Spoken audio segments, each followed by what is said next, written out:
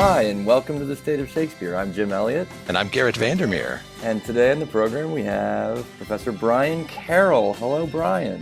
Hello, good afternoon. Hi, Brian. Brian Carroll is a professor of communication and the chair of the communication department at Berry College, and he has just published a book titled Shakespeare's Sceptered Isle, Finding English National Identity in Plays. More than a dozen years in development, the book searches Shakespeare's history and Roman plays to find the raw materials of English national consciousness and identity. According to Professor Carroll, the messages of Shakespeare's history plays are not principally the plots or facts of the drama, but the attitudes and imaginings they elicited in audiences. By applying semiotics, the book studies the playwright's use of symbols, metonymy, symbolic codes, and metaphor. By examining what Shakespeare and his playgoers remembered and forgot, as well as the ways ideas were framed, this book explores how a national identity was crafted, contested, and circulated. The book officially launched at this point at the Wood Nose Symposium at the Utah Shakespeare Festival in Cedar City, Utah. And welcome, Brian. Thank you so much. Yeah. So tell me, the first question I have is, what's the germ that started this book? I mean, it's such a unique, very specific study. So what happened? Yeah, that's a great question.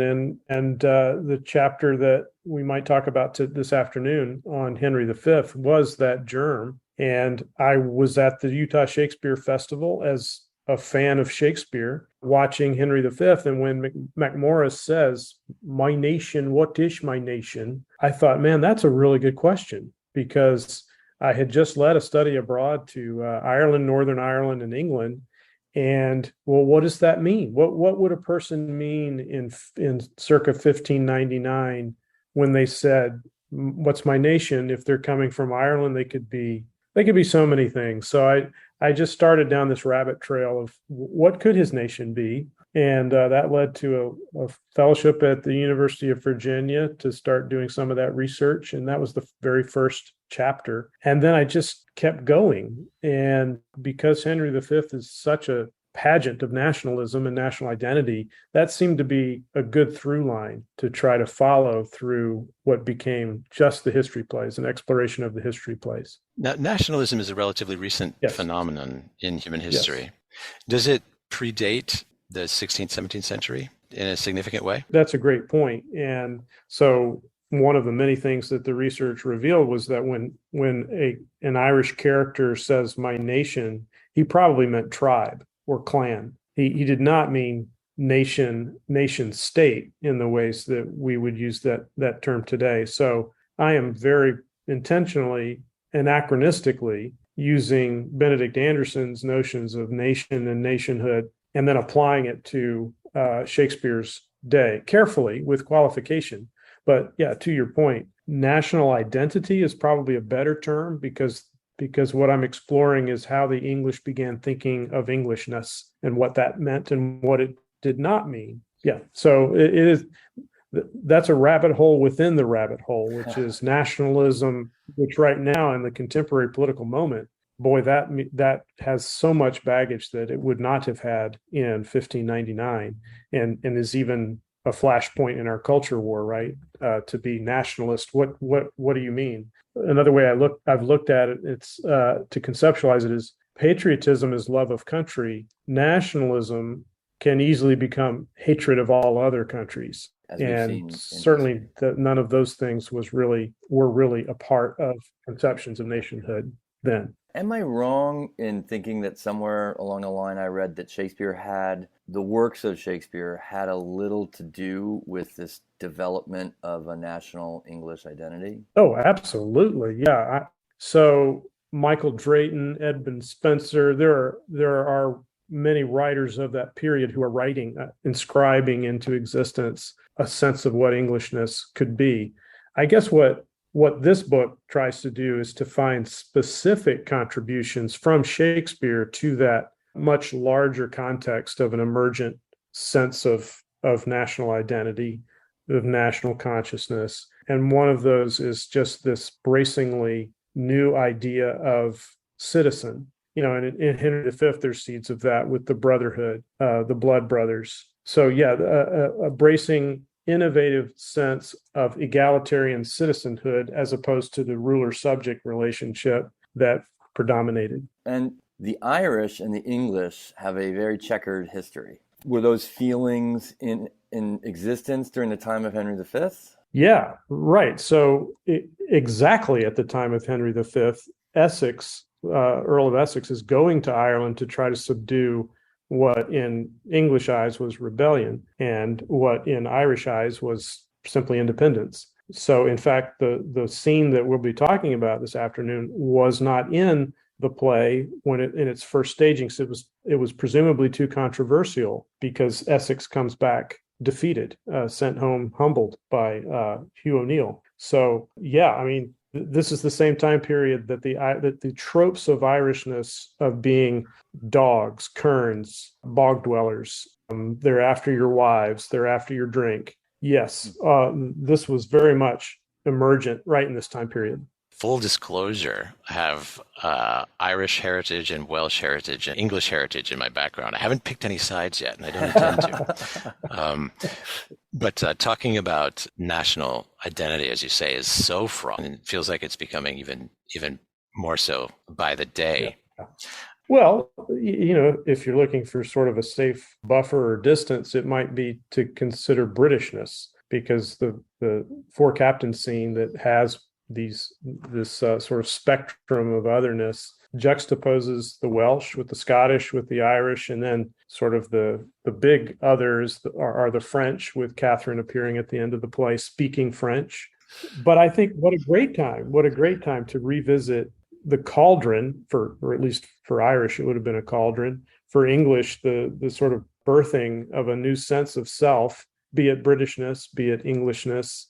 And it was, of course, both. Yeah, I think, we've got the benefit of several centuries to mitigate the flaming arrows flying over our heads these days on these very same subjects. So you talk about Englishness and Britishness as being two separate identities. Yes.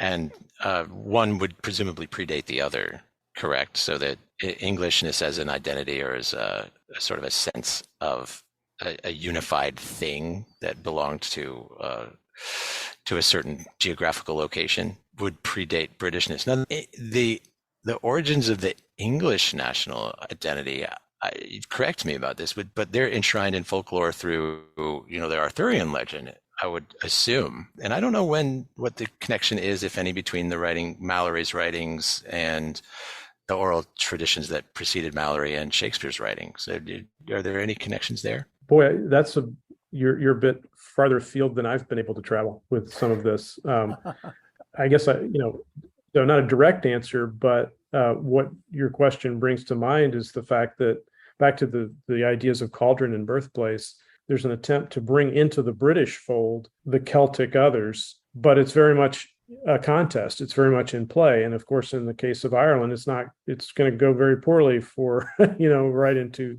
the present day. So in terms of predating, I guess another aspect of this that can get lost in the shuffle is how small England was at the time.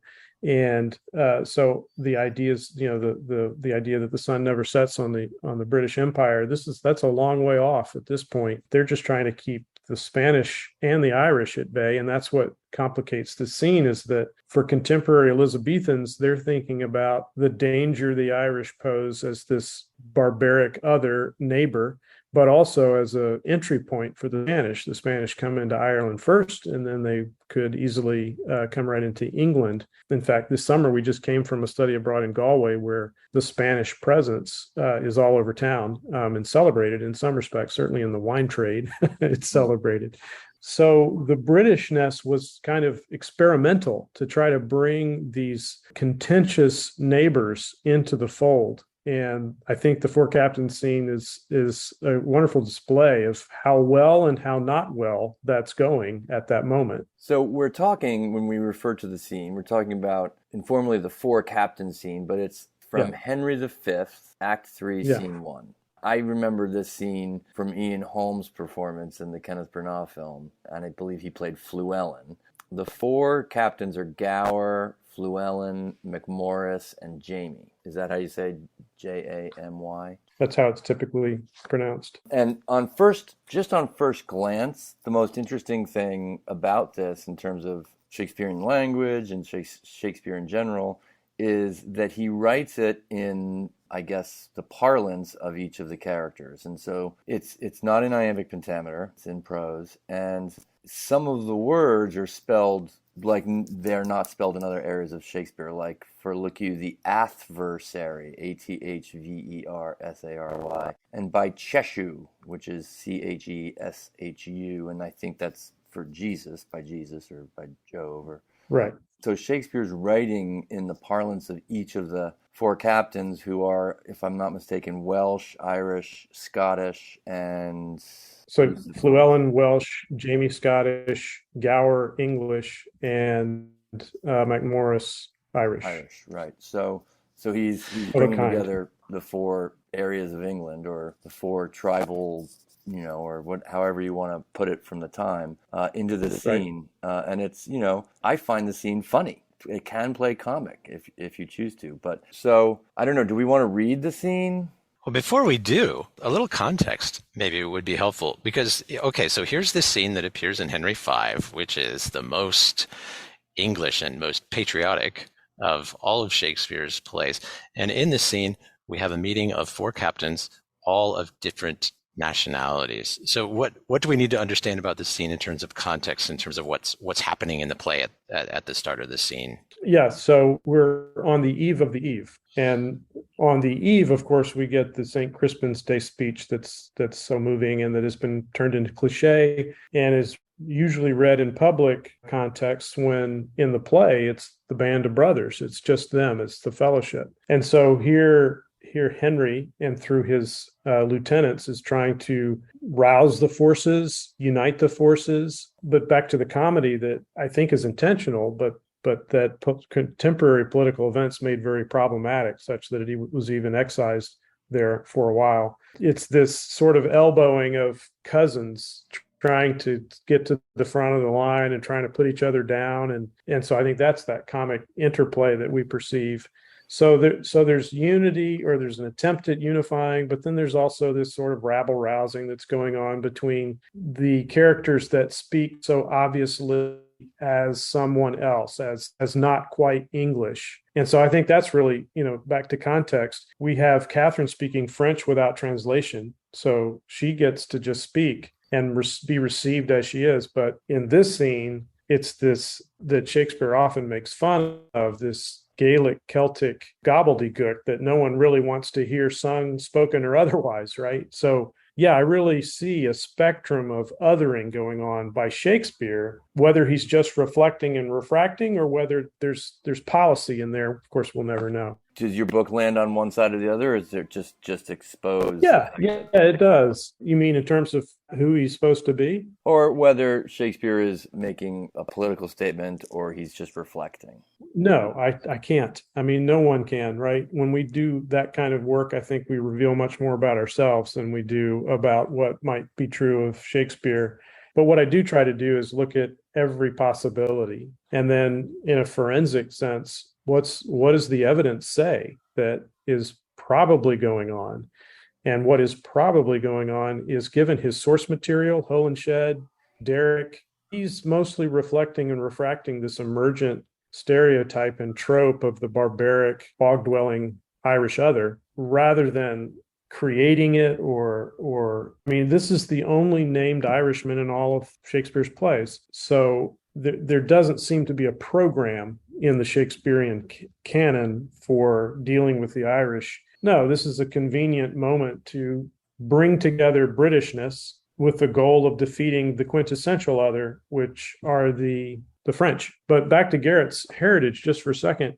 What's so interesting, back to context as well, is that Henry claims his own Welsh origins whenever it's convenient, and then sort of stiff arms it whenever it's not quite politically salient or convenient for him. So, he famously wears the Welsh coverall as he moves about his camp to try to overhear what people are saying about him. And Llewellyn certainly tries to maximize his kinship with the king. So there are interesting subtexts in this Celtic other theme that's in the play. So should we attempt the scene?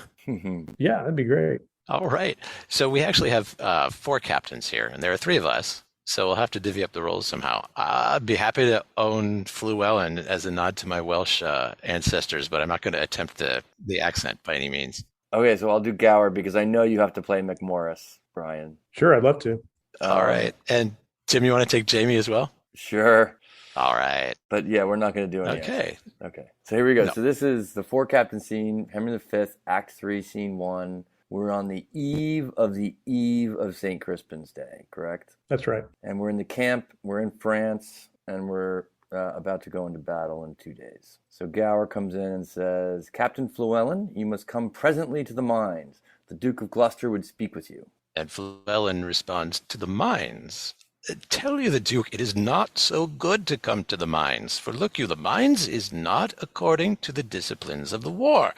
The concavities of it is not sufficient. For look you, the adversary, you may discuss unto the Duke, look you, is digged himself 4 yard under the countermines. By Cheshu, I think I will plow up all if there is no better directions. The Duke of Gloucester, to whom the order of the siege is given, is altogether directed by an Irishman, a very valiant gentleman of faith. It is Captain McMorris, is it not?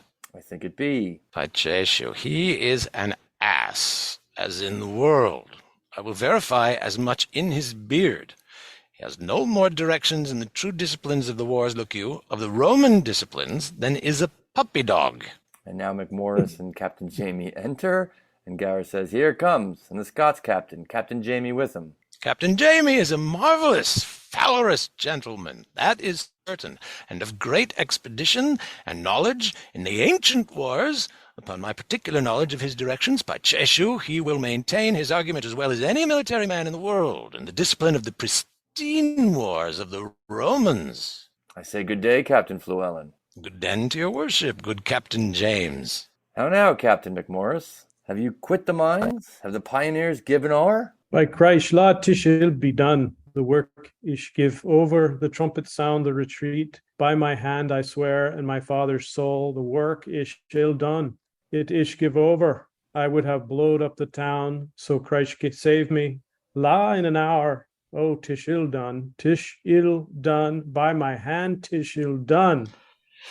Captain McMorris, I beseech you now, will you vouchsafe me, look you, a few disputations with you, as partly touching or concerning the disciplines of the war, the Roman wars, in the way of argument, look you, and friendly communication, partly to satisfy my opinion and partly for the satisfaction, look you, of my mind, as touching the direction of the military discipline. That is the point. It's all be very good, good faith, good captains both, and I shall quit with you with good leave, as I may pick occasion that Sal I marry. It is no time to discourse, by so Christ save me. The day is hot, and the weather and the wars, and the king and the dukes. It's not time to discourse. The town is besieged. The trumpet call us to the breach, and we talk and be Christ do nothing. 'Tis shame for us all, so God save me.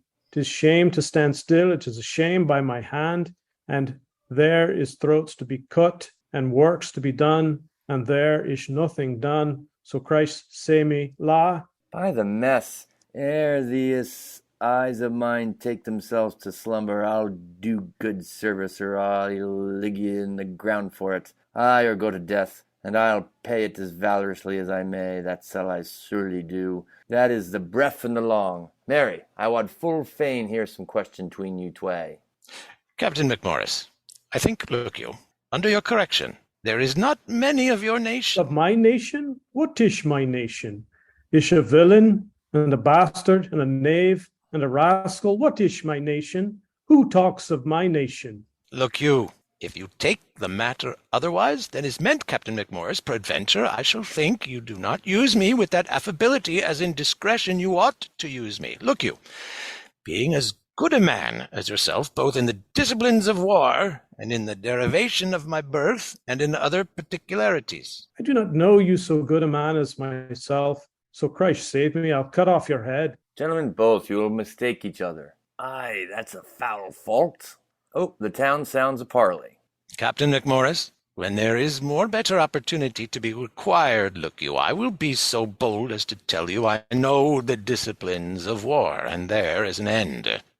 And that's the end. And you said this is the germ of your whole book, this scene. Yeah, very much. And so Yeah. So as McMorris, I said, yeah. Mm-hmm.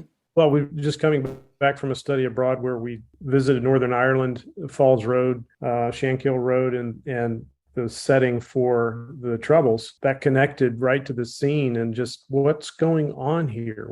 And you hear it in this fantastic conversation of jockeying, of trying to establish, who's the patriot here. And it mostly comes down to Fluellen the Welshman versus McMorris the Irishman. Yeah, and so the question, the riddle, my nation, what is my nation? Is he Old English? Is he New English? Is he Native Irish? Or is he some combination? Or is he none of those things? So his name has so much going on in it. So Mac Morris, you start with Maurice as the root. That's French. That's anglicized into Morris over time. Then you add the Irish Mac, MAC, for son of. But even that's not so simple because there's a pejorative in Old English, Mac, MACK, which is pejorative specific to the Irish. And if you trace, and I didn't do this work was already done, but if you trace over time changes in the manuscripts, including the first folio and on through into 1709, it becomes Mac Morris, MACK, pejorative. Okay, so that's out. So go back to Mac Morris, MAC, son of. Well, at the very same time Shakespeare's writing this scene, Edmund Spenser is arguing that Mac, O, and Fitz should all be outlawed because, come on, get with the English system. You can't do this son of patriarchy stuff. Do it the English way. So there's debate, controversy over this Mac, O, Fitz appellation to signify son of the patriarch of the family, be it Patrick, Gerald, whoever, in this case, Morris. So, but his diction, he says, what is my nation? Well, then clearly he's been in Ireland for a really, really long time. So he's likely Old English, which makes him really problematic for Henry, because if he's Old English, he's tainted. He's too native. He's probably married Irish. So his children are now these half-breeds in the parlance of the day. So he certainly can't be full English. And that's what's so interesting, because Henry is full English. He's the king of kings, such a paradigm of patriotism and of nationhood and national identity. And yet he's got Welsh origins. Well, that's okay. That doesn't disqualify him in the very same ways that being Old English Irish would disqualify MacMorris from being fully English. So what a mess linguistically. Mm-hmm. I'm spinning, but it's fascinating to me.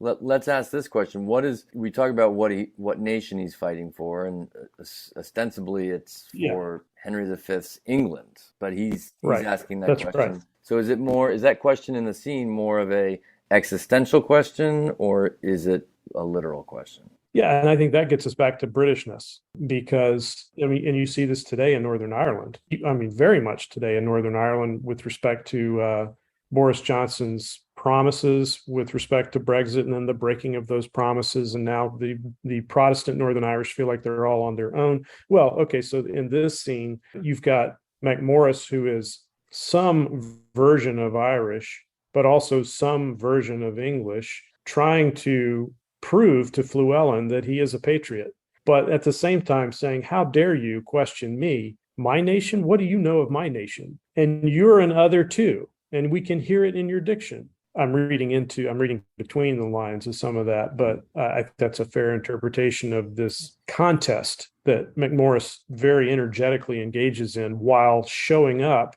with presumably an Irish army to help win the day for Henry. It stands in contrast to the St. Crispin's Day scene and the St. Crispin's Day speech, because we see in this scene a tremendous amount of infighting among factions whose allegiance to England or Englishness at the time are questionable at best.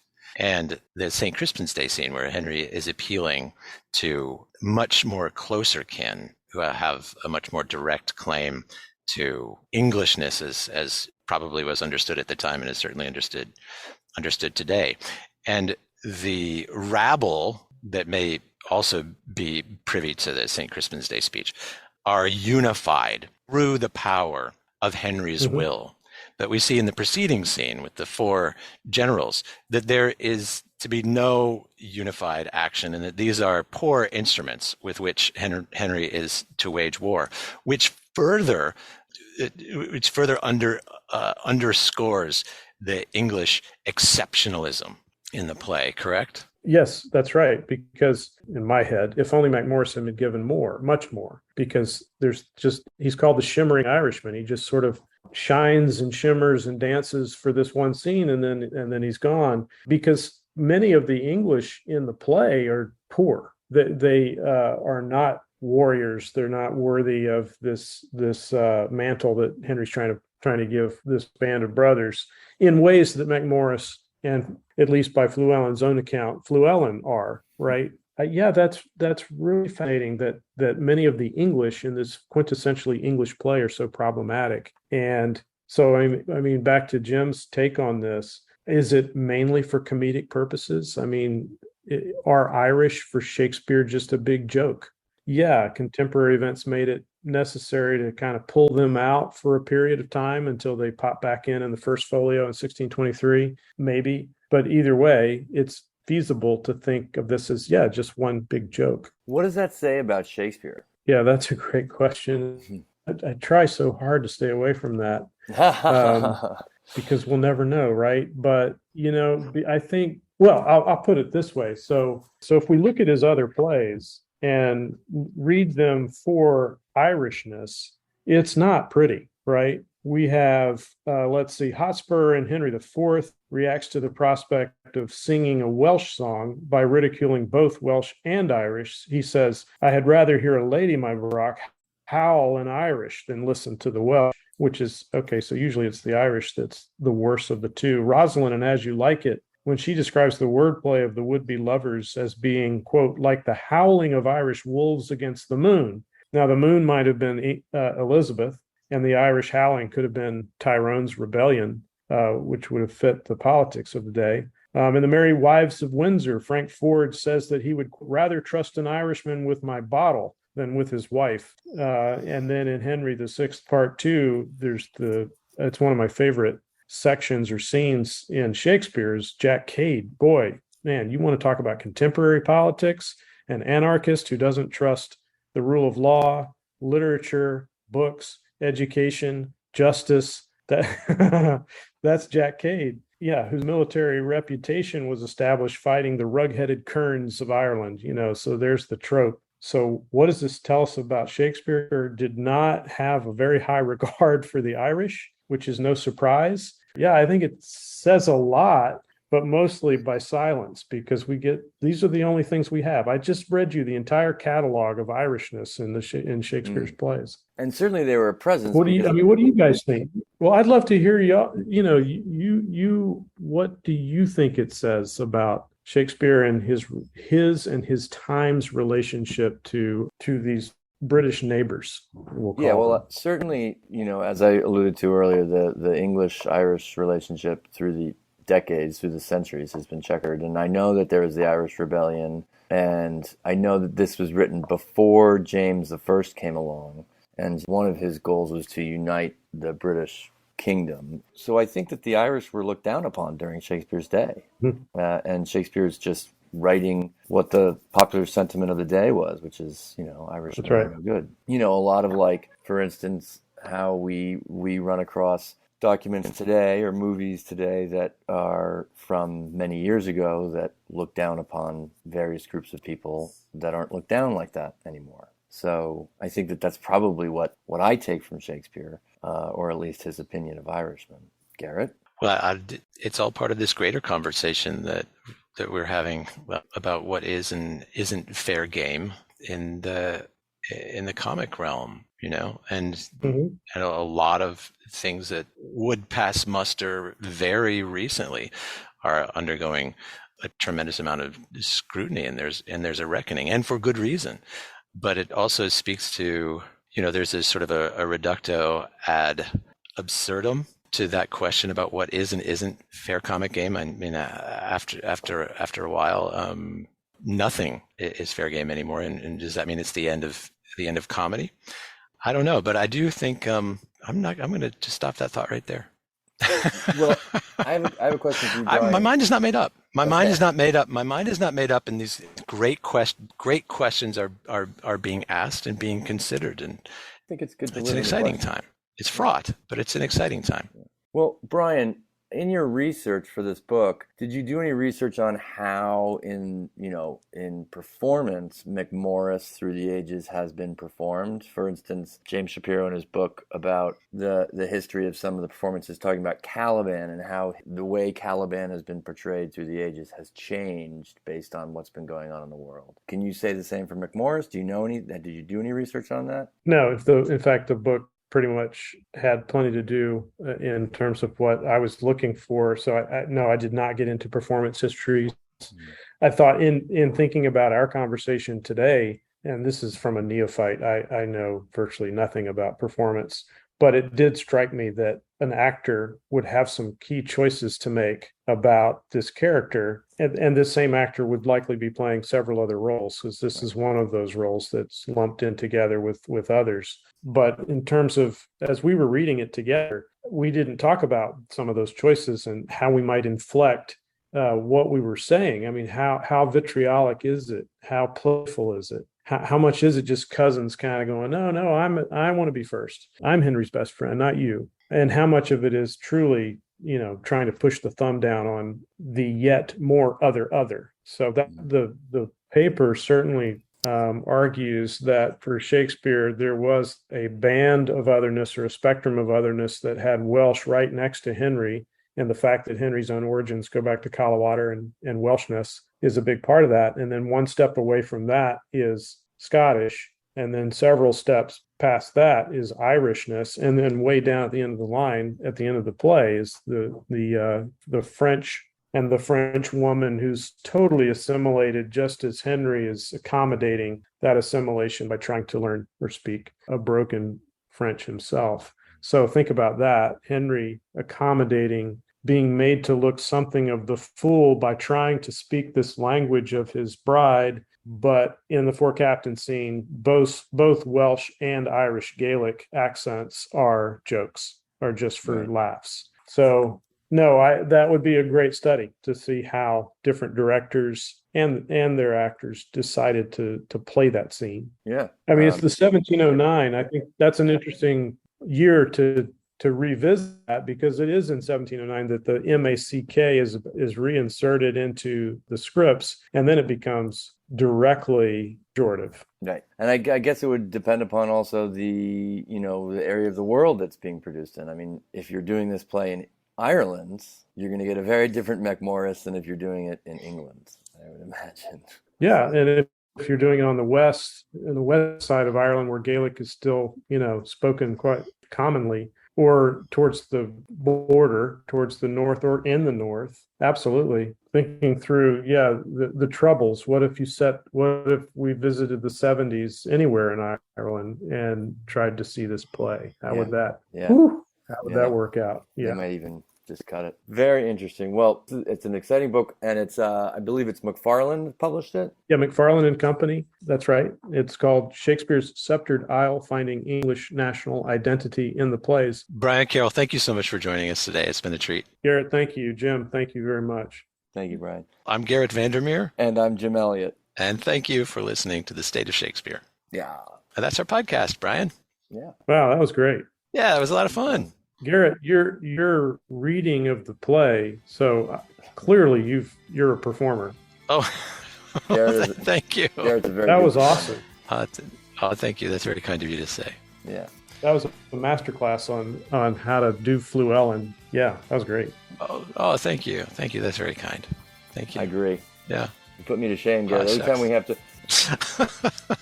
Yeah, well, yeah, no, I mean the right balance of condescension and wit, but also wit and trying to say, no, look, I'm the dude, and this upstart's not going to take my place. So funny. Good talking to you, Brian. Thank you both, guys. Good talking to you, Brian. All right. Cheers. Bye-bye. Thank you. Thanks for joining us for the State of Shakespeare podcast. We invite you to visit stateofshakespeare.com for more episodes, information about each of our guests, and the Shakespeare text you heard on the program, and much more. And we welcome you to join the discussion by liking us on Facebook. That's www.stateofshakespeare.com. Thanks for listening.